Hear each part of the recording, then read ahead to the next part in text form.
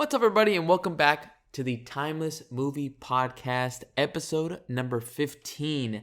My name is Victor Vasquez. Thank you so much for coming back and listening.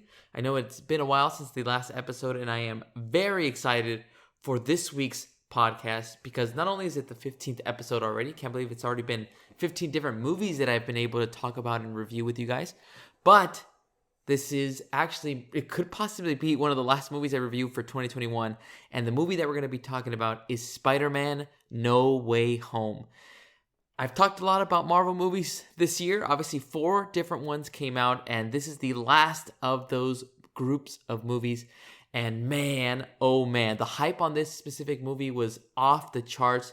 It was tough to get tickets for opening night. I was able to go see it last Friday. I wanted to obviously spread out this specific podcast just because I didn't want to spoil anything for anybody that hadn't seen it. So I waited a full-on week. Hopefully everybody that's listening has seen the movie.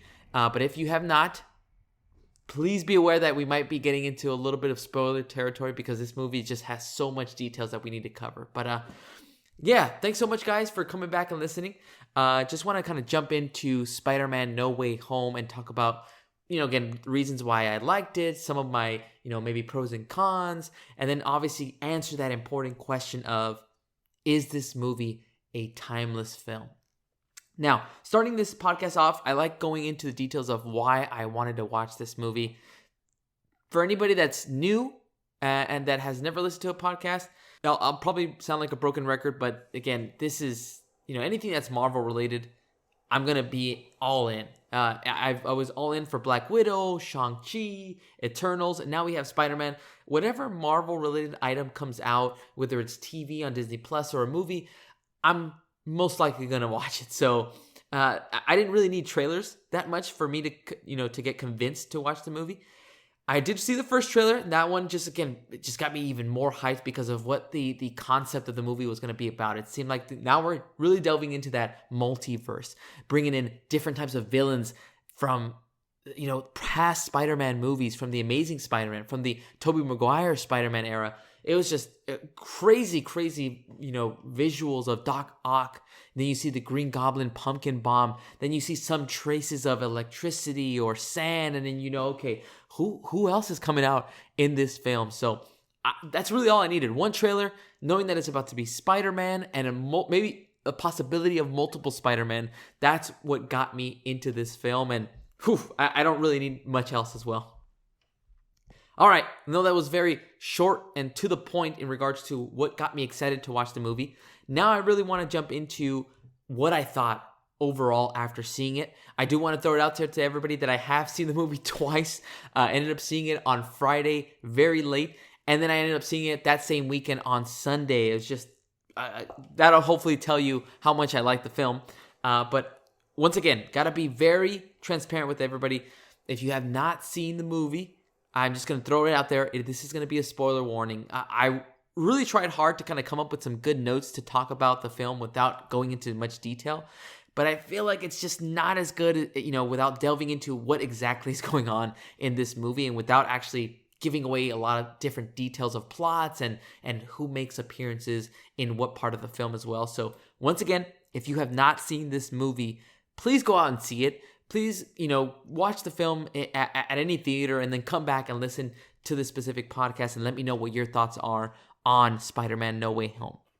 Okay, hopefully that gave you guys enough time to kind of jump away from the specific podcast, but let's go ahead and jump right in. There is so many moments to talk about in this specific film. I'm probably going to ramble on and on and on, and I don't want to make this podcast an hour long. So again, I'm just going to try to contain my thoughts and come up with some of those highlights that I had. But this movie was amazing. I was just really blown away by how high the expectations were. And I really tried to manage them. In my mind, when you start introducing Doc Ock, when you start introducing Green Goblin, you see Electro, you see the Sandman, you see those in the trailers, your mind immediately thinks, or at least my mind does, are we going to see Tobey Maguire Spider-Man? Are we going to see Andrew Garfield Spider-Man?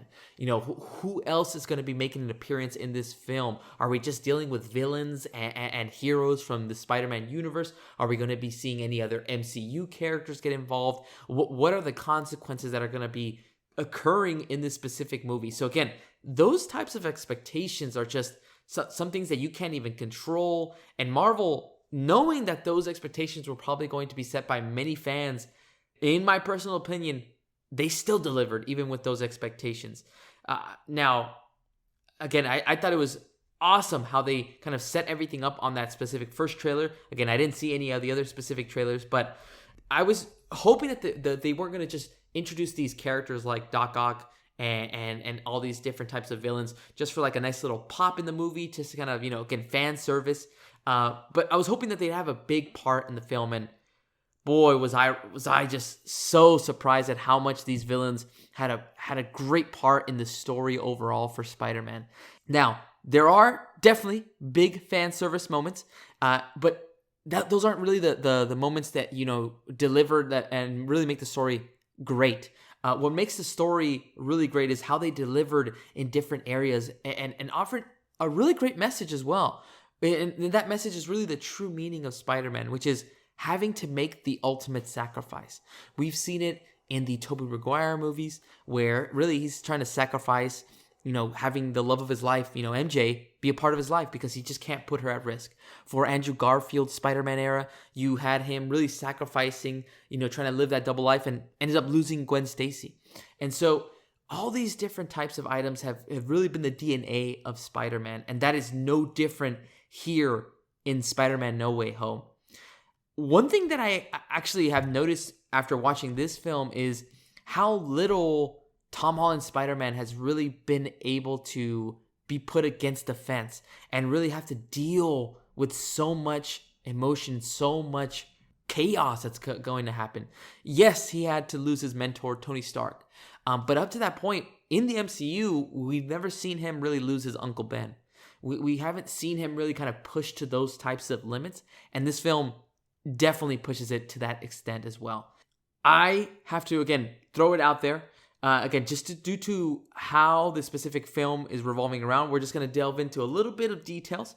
So again, just throwing out that spoiler warning. But where the film picks up is basically at the point of where Far From Home ended, in that Peter Parker has been outed. And now everybody knows, it's at a global scale, that Spider-Man is Peter Parker. And now we're kind of having to deal with the consequences. One of the great things that I actually liked about this is that you typically have seen, consequences of, okay, if everybody knows who Peter Parker is, now you're in danger. But what this film did really good was they actually show the consequences of not being in danger, but how your life can be altered in a negative way. Ned and MJ both end up finding out that because they're associated with Peter Parker as Spider-Man, and because of the acts that occurred with Mysterio in the prior movie, they've actually been rejected from every college that they've applied at. And so it shows a great perspective of why, not just because you're associated with Spider-Man, that now villains are looking at you very differently. Now it's from the perspective of, I can't even have a normal livelihood because I know Peter Parker. Now colleges won't look at me. What happens when I want to get a job? All these different stuff that Ned and MJ had no clue that they were going to have to get associated with as well. Now, going into the specific film as well, that was one of my obviously positives of this specific film, is just, again, showing a different perspective for the people that are revolved around Peter Parker after his identity has been given away. And so another aspect that really just made me just go crazy as well was the concept of the multiverse. Knowing that we saw glimpses of it in Loki, where we have different variants and different universes going around. Kang is soon to be introduced. Now we see it from a perspective of a film, where we now see different universes being called out. You see Doctor Strange calling out to Tom Holland's Spider-Man, saying, we know frighteningly little about this multiverse and how dangerous it can be. And so all these different types of items are just running through the film, and it just, again, shows you how dangerous this multiverse concept is and how chaotic it's just going to get. And this is really just the beginning. We kind of just touch on it a little bit, just because of the fact that, how it all starts in this film is basically Peter seeing that his friends and his family are being affected by him being outed as Spider-Man. what he ends up doing is going to Doctor Strange and asking him if he can find a way to really create a spell in order to have everybody really wipe their minds and forget that Spider-Man is Peter Parker. To an extent, Doctor Strange does have a spell that can do that, but what ends up happening is that basically Peter tries to amend that specific spell mid-cast. And so, obviously he doesn't want MJ or Ned or Aunt May or Happy to all forget who Peter Parker is and how he's associated with Spider-Man. He obviously wants to keep those relations because obviously he doesn't want to have more problems on his hand. But that little amendment, those changes to those spells is what causes all of the chaos to occur in this film. Now, Doctor Strange does a really good job in containing that specific spell, but that is the main item that causes these different villains from different universes to come in, because the one key line of that spell was basically Tom Holland's Peter ends up saying, I want everybody to still know who I am as Peter Parker is Spider-Man. It's just anybody else that didn't know before. And then basically that one specific statement is what causes any specific character in any universe that knows that Spider-Man is Peter Parker to come into the MCU. And so that's where we start seeing Doc Ock, and we see Green Goblin, Electro, Sandman. We see all of these different types of villains coming in. And it was just insane how this story just kind of revolves around just that one simple ask of like, I just really want to have a normal life. And how it just kind of snowballs into this entire mess that Peter Parker has to face, really. We see different types of interactions as well, which I really loved. You see, again, Doc Ock meeting Tom Holland, Spider-Man, and then now you have all these different types of interactions with the different villains, and it's just so awesome to see Willem Dafoe back as the Green Goblin. You see Jamie Foxx as Electro, and then you have all these different types of characters that, again, never have interacted with Tom Holland's Peter Parker, and it just makes for even more memorable moments as well. Awesome thing to kind of just throw out there as well. This is the one big moment I think everybody had been waiting for. It. Was it going to happen? Who was going to be, how much time they were going to have? But it is official, guys. Andrew Garfield and Tobey Maguire show up in this specific film. They show up in the third act. They come through portals, reminding me of Endgame when all the heroes are coming to kind of face off against Thanos. It was amazing. And again, it's something that we knew was coming, and I still got goosebumps. And I still got that feeling of, oh my goodness, I can't believe I'm watching a live-action Spider-Verse where we have Tom Holland with Tobey Maguire, the OG Spider-Man, and we have Andrew Garfield from the Amazing Spider-Man universe. It was all such great visuals as well. All three of them teaming up in order to face off against these villains. Again, I can keep going on and on about how much I love those specific moments. But again, just want to keep it very contained in that overall, I thought this movie was incredible from start to finish. There was also a great ending that it really leaves the door open for the future of Spider-Man and what's to come. Very heart-wrenching. It's very bittersweet depending on, again, your perspective of it. I cannot wait to see what comes up after No Way Home and really to find out when we will see Spider-Man again, after the choice that he had to make, which is really, again, in the DNA of Spider-Man, having to sacrifice everything in order to really move forward with his life. I don't want to go into what that specific choice was or what it really entails. I really want you guys to go check out this movie. Overall, I was really blown away of how they were able to, again, pull it off with such high expectations. They just showed so many good elements throughout the film. It passed by so quick. 2 hours and 30 minutes was nothing. Again, in my opinion, it just felt fast. But man, what a good experience I had at the theaters. All right, now I want to jump into who were the actresses' performances that I really liked. My goodness, there was so many great performances throughout the film. This really reminds me a lot about Endgame, when we had a multitude of characters, each one having their special moment and a spotlight during the film. So I'm gonna have to cheat. I typically choose one person or one, actress's performance. Here, I think I gotta give my top three. Once again, spoiler warning for anybody that has not seen the film. But my first person that I really have to give as a really good mention in the spotlight for a great performance was Andrew Garfield as Spider-Man. It was absolutely freaking awesome. From the moment he appeared on screen to the very end, he just had me laughing. He had me smiling. He had me feeling every type of emotion. I just felt so good for his Spider-Man to get shine in this specific movie. Again, I really enjoyed, and I was actually one, I'm pretty sure a lot of fans really, we all kind of think of the same consensus. The Amazing Spider-Man movies weren't the best. They're probably at the bottom of all Spider-Man movies, but I actually really loved Andrew Garfield's Spider-Man. I thought he was like the perfect kind of cocky, but he would talk very well. It reminded me of like the animated series when how Spider-Man would talk to his villains as well. And I just always appreciated his Spider-Man take.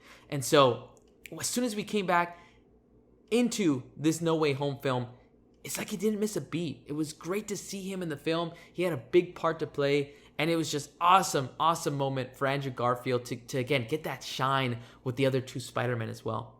Now, I also want to shine some light on the villain side of it. My favorite performance was Willem Dafoe, another actor that, again, did not lose a step. It's been literally 19 years since he played the Green Goblin. And yet, I feel like he is even more crazy, more psychotic, more violent in this film than the original Spider-Man with Tobey Maguire. He was really the main antagonist that was causing the mayhem in this film. As soon as he was brought in from that crazy spell that went on from Doctor Strange, he was adamant that this opportunity was a gift for him to be in this new universe, and so he had to take advantage. It was so awesome, and not only was he a great antagonist, but he was also a great challenge for all three Spider-Man. He really has been that one villain that was just, again, out of all the villains that have come up in Spider-Man's rogue gallery, he's really one that's at the top of the list. Similar to how Joker is for Batman or Lex Luthor is for Superman. Green Goblin could be that for the Spider-Man as well. I can't say anything more than just a great job by Willem Dafoe. And then one of the great things about him is that in an interview that I saw, he's actually very adamant that he would only return to do this role if he was allowed to do all the action scenes and the stunts as the Green Goblin.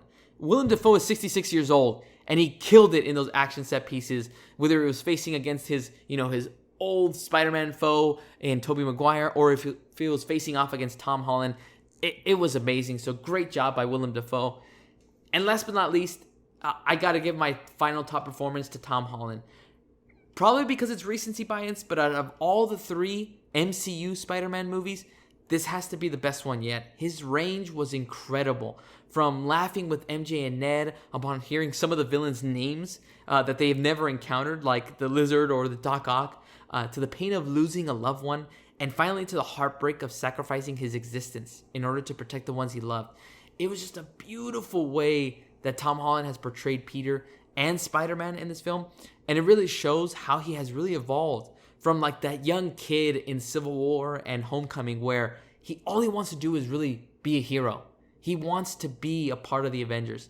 All the way to, in Far From Home, where he has to learn a little bit more about the responsibility of being a hero, up to this point now, where now he really understands in that he's an adult now, and now he really has to determine how much do I have to sacrifice in order to really protect the ones that I love.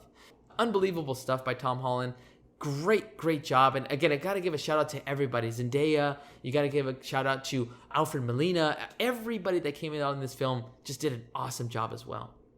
All right, now I want to jump into my favorite scene or moment of the film. Once again, spoiler warning for anybody that has not seen it. And again, I'm going to cheat on this specific segment. I typically like choosing one. This time I'm just going to really throw out as many of the specific scenes that I remember. But first and foremost, really early into the film, the appearance of Charlie Cox as Matt Murdock, who played Daredevil on the Netflix show. He appeared in No Way Home. Quick cameo as Peter's lawyer. Half of the audience in my theater, they all screamed. I was blown away. I was like, no freaking way that they had brought him in. And it was again another guy that just like nothing had, no steps missed. They were just on beat. And Charlie Cox just killed it in that quick scene that he had, where he just talked to Peter about his legal troubles that he might be having, and just telling him that, hey, you were safe to go. But oh man, again, great decision to have him join the MCU due to how iconic that Daredevil show was. But again, just very short scene, but it just shows off how good Charlie Cox is as Matt Murdock. And he even had the ability to, there was a scene in that specific, part of the movie where somebody throws a brick through the apartment of Peter and May, and just out of nowhere, you just see Matt Murdock catch the brick, and everybody's asking, how'd you do that?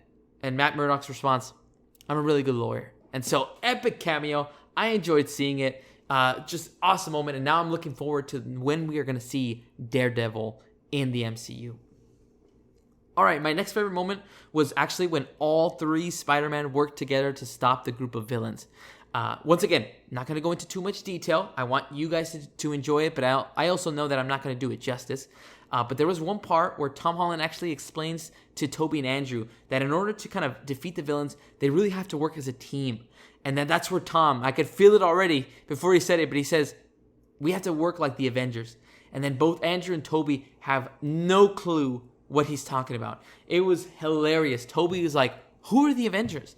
And then you could see Andrew Garfield saying, like, are you in a band? Is that a band? And it was just full on hilarious. But they then proceed to really all swing together. And that's where you kind of get into your money shot. You see, all them swinging across and around the Statue of Liberty where they were having their final battle. And there was this awesome scene where Tom Holland Spider-Man ends up throwing out his web, and he catches the webs of Andrew Garfield and Tobey Maguire, and he's able to pull them in and swing them even further, and they all just kind of land and have that epic shot where they're all just facing off against the villains. Unbelievable moment. I loved it. Once again, it had the theater rocking because of that epic money shot that they had. Last but not least, my final favorite moment was actually the final confrontation between Tom Holland's Spider-Man and Willem Dafoe's Green Goblin. You saw in that battle a rage that you have never seen before from Tom, in which he completely wrecks the Green Goblin and is at the point of killing him when he is stopped by Tobey Maguire's Spider-Man. Each looking at each other, with Tom realizing that killing the Goblin will not help him get rid of his pain that he has gone through throughout this film. Once again, I am not going to spoil it anymore because I want you all to check it out and see how emotional that specific moment is. But I thought it was just great to see Tom Holland, who he's been Spider-Man for the last couple of entries in the MCU, but we've never seen him with this rage in a battle to really get that physical and get pushed to his limits as well. So I hope you guys feel the same after you have watched that specific scene. All right, everybody. Now I'm going to jump into whether I recommend to watch this film in theaters or tell you guys to wait and watch it on streaming service or DVD. Ladies and gentlemen, please go see this movie in theaters. Don't wait for DVD. Just go out and see this epic Spider-Man movie. And again, see for yourself how awesome and incredible it is. If you can, I would also recommend watching it in Dolby Atmos or IMAX.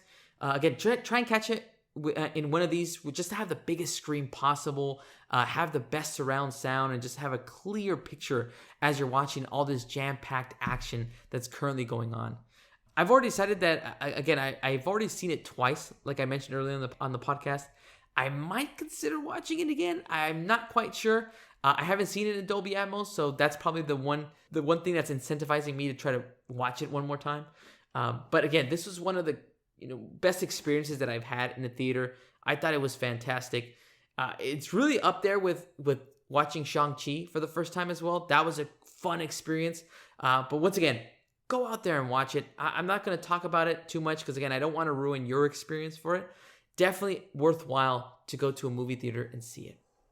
All right, everybody, now we have gotten into the last segment, and this is really the most important question that we ask on this Timeless Movie podcast, and that's, does this movie have the potential to be timeless? I'm sure everyone knows what I'm going to say, but for me, it's 100%. This movie has the potential to be timeless. A bit different from other Marvel entries, where I say it's timeless because typically I like to do a Marvel rewatch, where I try to watch all the movies that have come out from Marvel because, again, that payoff in Endgame is just incredible. And I think this payoff is really good. But actually, for this Spidey film, it actually really does a good job to stand on its own.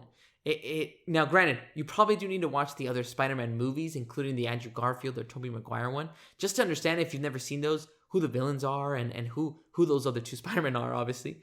But as long as you have a good reference point, you can really watch this film anytime and it will just be amazing storytelling throughout. That was one of my pros of this specific film, is just how good the story was in order to kind of not get tangled in with so much mess. It does a good job in explaining the consequences of Peter Parker being Spider-Man, how it affects the people around him, why he wants to have a perfect life really and have everybody get their minds wiped, and what are the consequences of trying to have your cake and eat it too, basically. This could be my recency bias because I've seen the film twice, but I honestly think this is the best live-action Spider-Man film out there. Now, again, I want to make it clear, this is my personal opinion. I could totally be wrong after watching it for a third time, but I also honestly think that the performances were just amazing. The story made so much sense to me, and the ending really hit hard. Now, I could definitely change my mind. I saw Spider-Man 2 as well, that obviously from the Tobey Maguire era, and even including the Amazing Spider-Man era. Spider-Man 2 is really the best of those 5 films as well. But to me, this No Way Home edges it out just by a little bit as well. Because, again, not only does it have the benefit of including the other Spider-Man as well, but it also has the benefit of really the entire cinematic history of Spider-Man. And I think that's why it succeeds so much, is because it's really a celebration of Spider-Man. A celebration of not only Tom Holland and the MCU, but Spider-Man as a whole. Overall, a fantastic movie. Great visuals, great cameos. It's just, oh man. Now, the real question is it better than Into the Spider-Verse? I'm not ready to determine that. But once again, from a live action perspective, for me, this film is off the charts good. But guys, those are my thoughts and personal opinions. I know I spoiled a little bit of it, but hopefully I kind of gave you a good sense of what I thought about this movie. But I want to hear from you. What did you think about this film? What were your favorite moments and performances? And if you haven't seen the movie, why have you not gone out and go see it? Get out of there and go to a movie theater and watch it during this Christmas break. Man, guys, I really enjoyed this movie, and what a way to cap off 2021 for all the specific movies that came out. Not even if it's just Marvel related, just a fun year to watch movies as well.